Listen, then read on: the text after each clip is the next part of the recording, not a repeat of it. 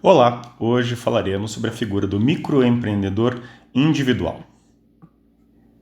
O microempreendedor individual foi criado pela Lei Complementar número 123 de dezembro de 2008, ou seja, estamos completando aí mais de 11 anos de existência do chamado MEI no nosso país.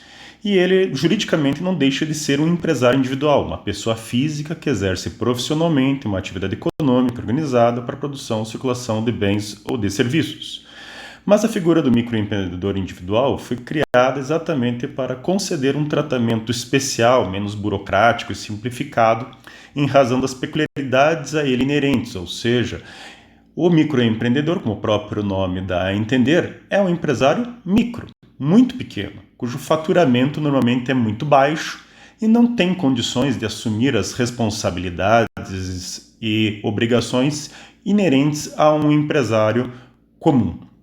Atualmente, com base em dados de 21 de março de 2020, já são mais de 9 milhões e 800 mil microempreendedores individuais no Brasil. E por que a importância desse instituto simplificado? Normalmente se percebe que uma das grandes razões para a falta de formalização do empreendedor, do empresário, está na burocracia do registro perante os órgãos competentes, no caso a Junta Comercial, a própria Receita Federal para tirar um CNPJ, município para a questão de alvará de funcionamento, enfim, há todo um calvário a ser perseguido para que possa o empresário iniciar formalmente e de forma regular a sua atividade econômica. E isso, para aquele que é muito pequeno, afasta o interesse. E também num aspecto tributário, onde as obrigações tributárias no nosso país são extremamente complexas, difíceis de calcular, caras, demandando normalmente auxílio de profissionais na área contábil para se calcular e efetuar o pagamento dos impostos, e isso tudo, obviamente, que não estimula a formalização para o pequeno. Neste caso, o legislador criou a figura do MEI exatamente para simplificar tudo isso e, assim, atrair aqueles que estão à margem do sistema legal, à margem da lei, para dentro do sistema, contribuindo para a Previdência, pagando os impostos, estando regular e, todavia, sem uma carga tributária nem uma burocracia extremamente pesadas. Só que não é qualquer atividade econômica, não é qualquer empresário que poderá se enquadrar na figura do microempreendedor individual. Existem alguns requisitos para ser microempreendedor individual. Ele tem um faturamento limitado, não poderá participar de outra empresa, outra atividade econômica, no máximo poderá ter um empregado e não é qualquer atividade econômica que permite o enquadramento como MEI. Em relação ao faturamento limitado, atualmente o faturamento é limitado a no máximo R$ 81 mil ao ano. Destaque-se, o limite é de faturamento, ou seja, da receita, não do lucro. Portanto, todo o valor recebido na atividade econômica pelo empresário é de no máximo R$ 81 mil ao ano para que ele possa se enquadrar como microempreendedor individual. O que dá uma média mensal de cerca de R$ 6.750 por mês. Portanto, se o microempreendedor se formalizar no meio do ano, no curso do exercício, deverá ser feito um cálculo proporcional naquele ano para o seu limite de faturamento. Então, por exemplo, digamos que o microempreendedor se formalize no mês de junho. Ainda haverá 7 meses no ano pela frente para o exercício de atividade e, portanto, 7 vezes os 6.750 faria com que naquele período o limite de faturamento dele fosse de no máximo R$ 47.250. No ano seguinte, obviamente, que considerando o faturamento médio mês a mês, no ano seguinte ele terá o limite de R$ 81 mil ao ano. Passado isso, desenquadra-se como figura de microempreendedor e passará a seguir as regras gerais do pequeno empresário definidas em lei. Também não pode ele participar de outra empresa, de outra atividade econômica organizada para produção e circulação de bens ou serviços. A ideia é que o microempreendedor exerça uma atividade isoladamente, não participando de outras simultaneamente, tentando buscar os benefícios separadamente. No caso, então, o MEI, empresário individual, pessoa física, não pode ser concomitantemente sócio ou administrador de uma sociedade ou titular de uma empresa individual de responsabilidade limitada ou ERELI. Não impede, todavia, que ele seja funcionário, empregado de uma outra pessoa e, concomitantemente, exerça de forma independente uma atividade econômica como microempreendedor individual. Claro, desde que o empregador permita isso, ou seja, não haja nenhuma regra que proíba ou haja uma concorrência ou haja algum tipo de conflito de interesses entre o empregado e o empregador. Nas horas de folga deste empregado, poderá ele exercer uma atividade independente, ter ele duas profissões simultaneamente, e isso não é de forma alguma proibido por lei. No que diz respeito ao MEI ter um empregado, a lógica da lei é que o empreendedor individual, microempreendedor individual, exerce atividade basicamente sozinho. É aquele pequeno empresário, uma manicure, um cabeleireiro, um mecânico, um eletricista, um vendedor autônomo, enfim, pequenos negócios que são tão essenciais nos nossos dia a dias.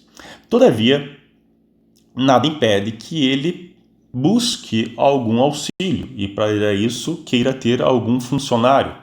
Mas, nesse caso, a lei, para o enquadramento como microempreendedor individual, o limita a ter, no máximo, um único empregado, e ainda este empregado não poderá ter uma remuneração superior a um salário mínimo ou o piso salarial da categoria da atividade econômica por ele exercida.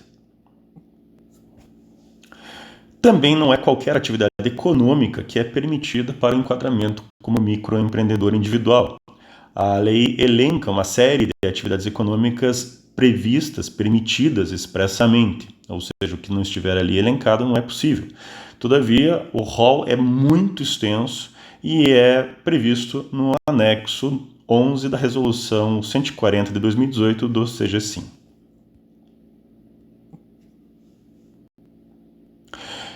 Bem, como é que se faz o registro? O empresário individual normal, assim, comum, digamos assim, ele obrigatoriamente, antes do início da sua atividade, deve obrigatoriamente registrar-se perante o Registro Público de Empresas Mercantis da respectiva sede, ou seja, a junta comercial do seu estado. E nesse caso, o microempreendedor individual não é diferente. Todavia, exatamente dentro da ideia da simplificação, da desburocratização, o registro do MEI é feito totalmente e de forma direta pelo site do portal do empreendedor.gov.br. Através deste site, o microempreendedor obterá todos os dados necessários de registro perante a Junta Comercial do seu estado, perante a Receita Federal, tendo um CNPJ, obtendo um alvará provisório de funcionamento perante o seu município, enfim, através do portal, concentram-se basicamente ali tudo o que é necessário para a formalização do empresário, não havendo necessidade de se levar documentos, não se apresentar em órgãos diferentes para o registro.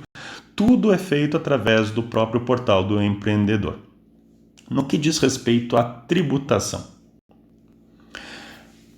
No que diz respeito à tributação, o MEI é isento de basicamente diversos tributos federais, como imposto de renda, PIS, COFINS, IPI, contribuição social sobre lucro líquido, a CSLL, e basicamente simplifica-se a tributação dele através do carnê da cidadania, o carnê do MEI, no qual ele pagará um valor fixo mensal. Esse valor varia a depender da atividade econômica por ele exercida, se comércio e indústria de um lado ou se serviço de outro. Basicamente, a contribuição do MEI se dá atualmente no valor de R$ 52,25 para a contribuição ao INSS, ou seja, contribuição previdenciária, correspondente a 5% do valor do salário mínimo vigente no país. Atualmente o salário mínimo é de R$ 1.045, então 5% disso dá os R$ 52,25. Anualmente, quando se altera o salário mínimo, esse valor também se altera. E, a depender da atividade, soma-se a isso R$ 1, se for comércio ou indústria, a atividade por ele exercida, totalizando R$ 53,25. Ou, se a atividade dele for enquadrada como prestação de serviços, além daqueles R$ 52,25, pagará ele ainda R$ 5 a título de ISS, Imposto sobre Serviço, o que totaliza R$ 57,25. Se simultaneamente o MEI exercer atividades econômicas que simultaneamente exerçam uma atividade de comércio e de serviço, obviamente que ele deverá pagar tanto o valor correspondente ao ICMS, Circulação de Mercadorias, quanto o ISS, Imposto sobre Serviços. Nesse caso, além dos R$ 52,25 inerentes ao INSS, ainda teria outros R$ 6, R$ 1 de ICMS, 5 de ISS, totalizando R$ 58,25 por mês.